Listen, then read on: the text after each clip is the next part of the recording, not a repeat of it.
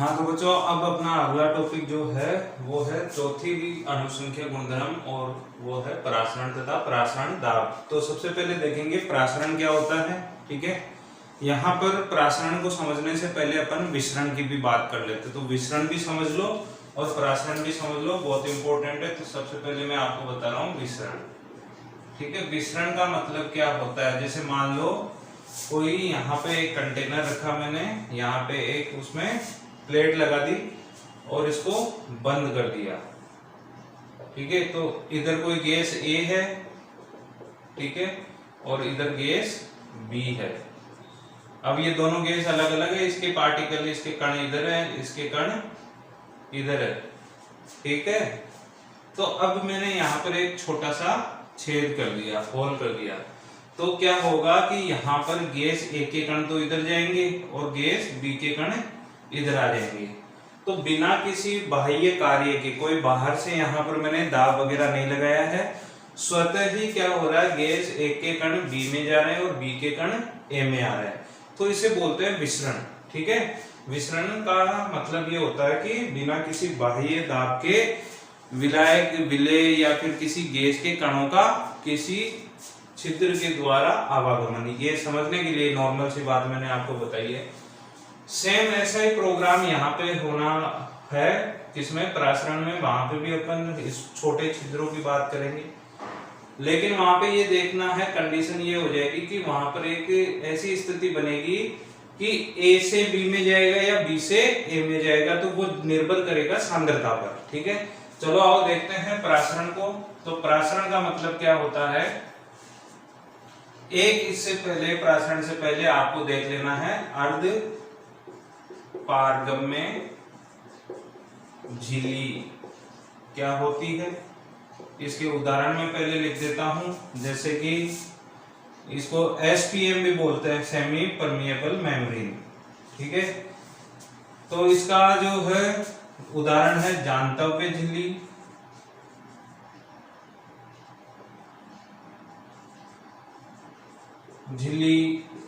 ठीक है, या फिर पर्चमेंट पेपर, पर्चमेंट पत्र। ठीक है, तो ये क्या होता है, ये एक तरीके का फिल्टर होता है, फिल्टर पेपर होता है, जिसमें कि बहुत बारीक छिद्र होते हैं, बहुत छोटे छोटे छेद होते हैं, जिसमें से विलाय के कण आ जा सकते हैं, विलाय के कण आ जा सकते हैं, लेकिन विलय के कण नहीं आ जा सकते। ठीक है, विलायक आ जा सकता है, इसमें से पास हो सकता है, लेकिन विलय पास नहीं हो सकता। तो ये अर्धपारगम्य झिल्ली होती है। अब इसके बाद में आप ये देखो कि मैंने कोई विलयन लिया हुआ है, एक कंटेनर है, कंटेनर मतलब एक पात्र है, इस पात्र के बीचों बीच मैंने क्या लगा दी, सेमी परमिएबल मेम्ब्रेन, अर्धपारगम्य झिल्ली, एसपीएम। ठीक है, अब मैंने इधर क्या लिया, इधर तो मैंने ले लिया, या तो विलायक ले लो, ठीक है, या फिर विलयन ले लो। विलयन में इसकी सांद्रता C1 ले ली, ठीक है, और इधर मैंने क्या ले लिया, विलयन 2, ये विलयन 1 है, ये विलयन 2 है, जिसकी सांद्रता 2 ले ली। ठीक है, C2। अब ये देखो कि यहाँ पर सांद्रता C2 जो है वो ज्यादा है किससे, C1 से। विलयन 2 की सांद्रता ज्यादा है विलयन 1 से। इसका मतलब हुआ ये गाढ़ा विलयन है और ये तनु विलयन है, ये सांद्र विलयन, ये तनु विलयन। तनु विलयन का मतलब इतना भी तनु हो सकता है कि वहां से विलय हट ही गया तो क्या बच जाएगा, सिर्फ विलायक बच जाएगा। ठीक है, तो होता क्या है कि या तो विलायक की बात करें तो विलायक के कण विलायक से विलयन की ओर गमन कर जाए, समझना बात को, या तो विलायक के कण विलायक से विलयन की ओर गमन कर जाए, या फिर जब विलयन की बात कर रहे हैं तो वहां पे ये ध्यान रखना है कि निम्न सांद्रता वाले विलयन से विलायक के कणों का उच्च सांद्रता वाले विलयन की ओर गमन किसके माध्यम से हो रहा है, वो हो रहा है अर्धपारगम्य झिल्ली के द्वारा। तो या तो आप ऐसे लिखो कि विलायक के कणों का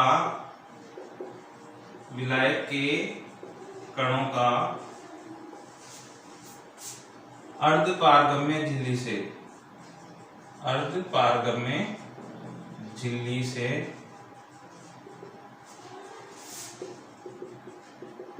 निम्न सांद्रता वाले या फिर विलायक से उच्च सांद्रता वाले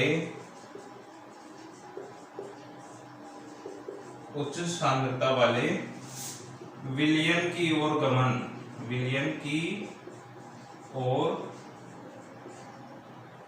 गमन क्या कहलाता है?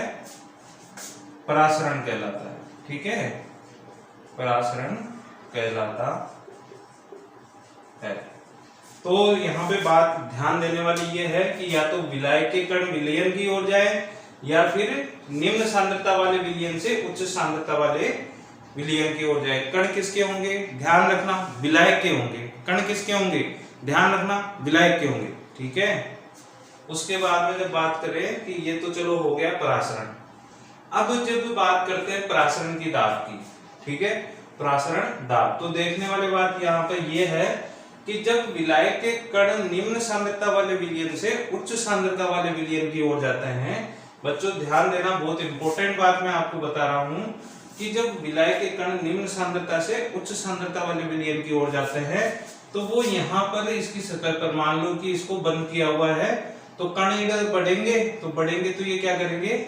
इसकी सतह पर दाब लगाएंगे, और दाब लगाएंगे तो क्या हो जाएगी? ये सतह ऊपर उठ जाएगी, या यूं कहें कि इस विलयन का दाब क्या हो जाएगा? बढ़ जाएगा। ठीक है, तो ये जो दाब बढ़ रहा है, पहले दाब था और बढ़ के बाद में फाइनल हो गया, तो ये दाब में जो परिवर्तन आ रहा है, या यूं कहें कि विलायक के कणों के गमन के द्वारा जो दाब बढ़ाया गया है, विलायक के कणों के गमन के द्वारा जो दाब बढ़ाया गया है, तो वही क्या कहलाता है? परासरण दाब कहलाता है। या फिर इसको ऐसे भी देख सकते हैं कि जब मान लो आपको क्या करना है कि यहाँ पे जो दाब बढ़ा, वो दाब पहले से ही आप लगा के रख लोगे। मान लो कि ये यहाँ था पहले और अब यहाँ पे चला गया, तो इस प्लेट का मूवमेंट रुकने के लिए आप कोई बाह्य दाब या बल लगा दो यहाँ पे। ठीक है, तो ऊपर से मैंने दाब रख लिया, किसके बराबर? परासरण दाब के बराबर। तो क्या होगा? क्या यहां से इस विलायक के कण इस विलयन में आ पाएंगे? सोचो, मैंने पूछा कि अगर मान लो बाह्य दाब आपने लगा के रख लिया, जो क्या कर रहा है? इधर से विलायक के कणों के गमन को रोक रहा है। ठीक है, तो वो जो दाब किसको रोक रहा है? विलायक के कणों के गमन को रोक रहा है, वही क्या कहलाएगा? परासरण दाब कहलाएगा। ठीक है, ये भी बहुत इंपॉर्टेंट बात है। तो मैं यहां पे लिख रहा हूं, ठीक है, कि विलयन पर लगाया गया बाह्य दाब जो विलायक के कणों को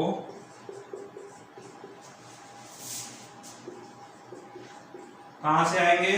निम्न सांद्रता से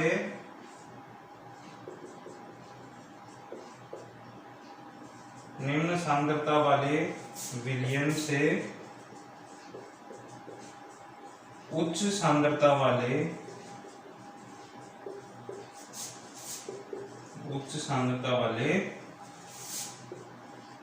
विलयन में गमन को रोकने के लिए आवश्यक है,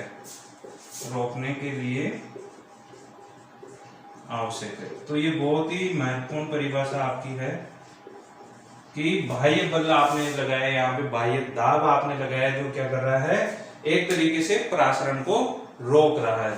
तो उसी को क्या बोल देते हैं अपन? परासरण दाब। उसी को क्या बोल देते हैं? परासरण दाब। और ये किससे लिखते हैं अपन?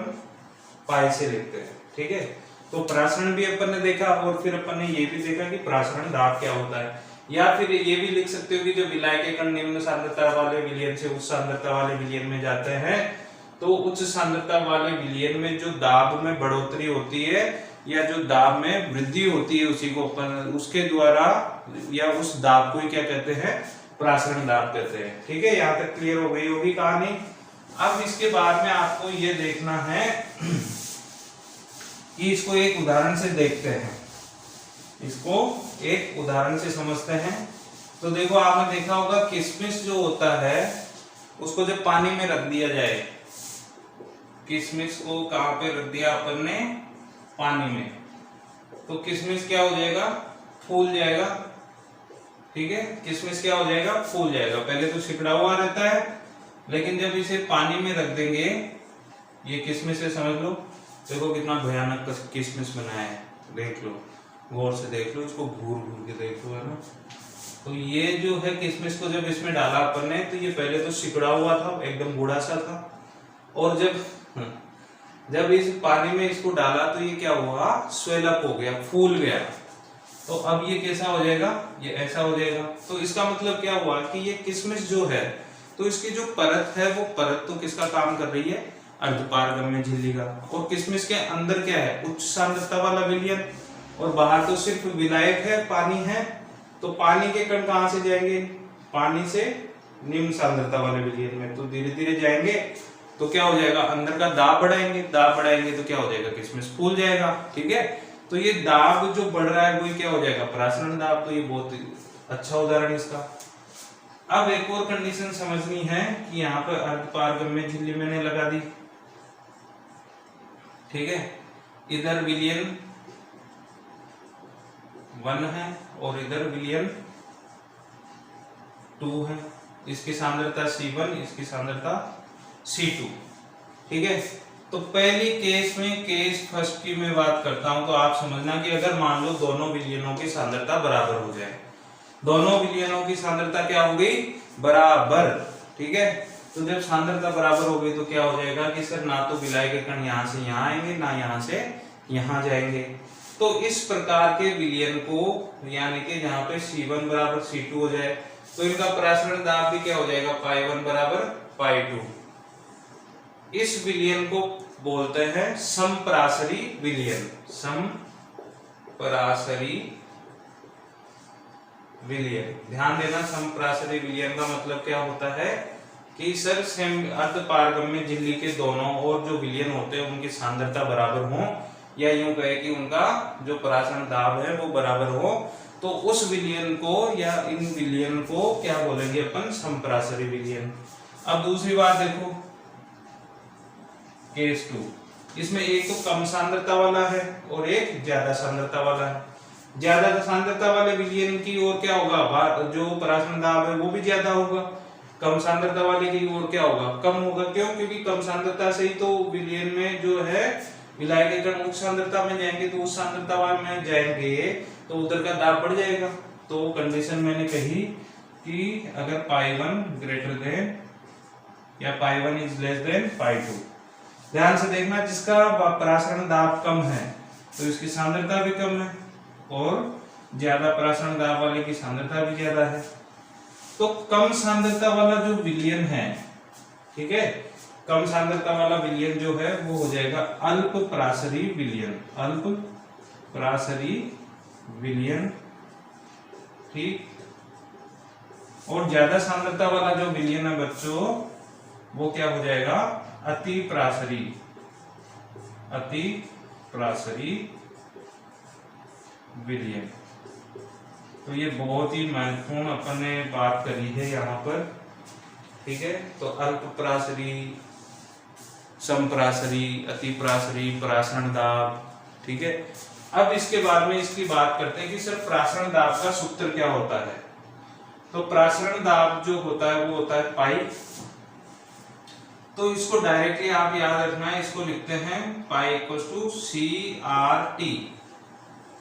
यहाँ पर C क्या है, सांद्रता है।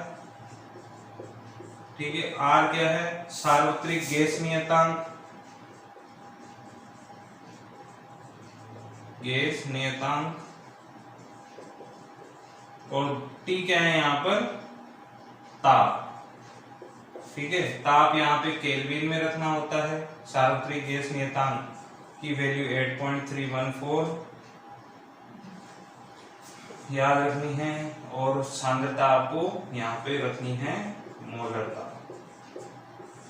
ठीक है, तो ये रख के अपन वाष्प दाब पता कर सकते हैं। अब दूसरी बात आप देखो, वाष्प दाब की इकाई क्या होती है? एसआई यूनिट, एसआई इकाई। तो जो दाब की होती है वही वाष्प दाब की होगी, तो वो होती है पास्कल, पास्कल।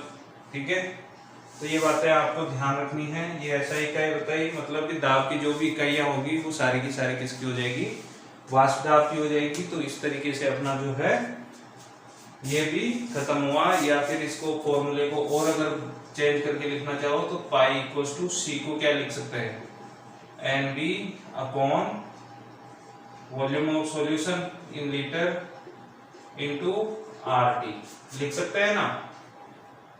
अब देखो बात को समझना कि पीवी इक्वल्स टू एनआरटी लिख सकते हैं, या फिर इसको ही देख लो, इसको क्या लिख सकते हैं? डब्ल्यू बी अपॉन में M B into V into R into T. यहां से फिर से कोई मोलर मास अपन विलय का पता कर सकते हैं। तो विलय के मोलर मास के लिए यहां से यहां आ रहा हूं मैं, तो एम बी बराबर क्या हो जाएगा? W B into R T upon में हो जाएगा पाई इंटू वी। ठीक है, इंपॉर्टेंट फॉर्मूला, सूत्र जहां पे इंपॉर्टेंट लिखे हैं वो आप मार्क जरूर कर लेंगे, एक ये इंपॉर्टेंट फॉर्मूला।